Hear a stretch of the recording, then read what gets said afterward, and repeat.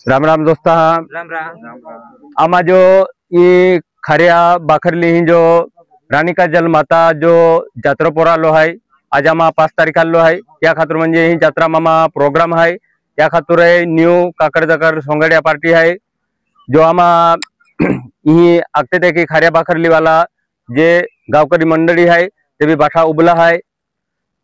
ते की जे आमा जे कलाकार है तो या साइटूला है आपो तबला मास्टर है मगन पाडवी मालपाड़े ते की जो 2 नंबर भाई ईश्वर वडवी जो मोलगी ने है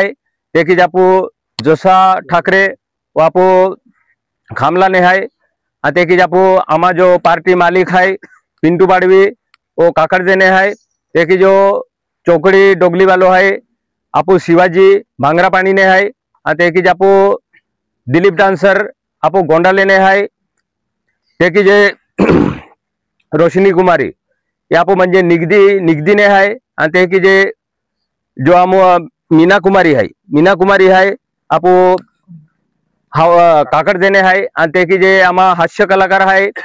जग्गू मामा वो है आपो मांडवी ने है ते की जाई स्वतः पोरबिया मामा आगते आय है रेनारो मोलगी ने है ते की जमा यूट्यूबर है वलवी ठाकरे ते की दोस्ता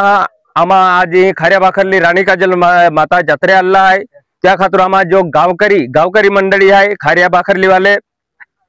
धरम सिंह जमरा पुंजारी है ते की जे चंपालाल पुंजारी है रवीन जमरा है ते की जे भंगा जमरा है रूपचंद सोलंकी है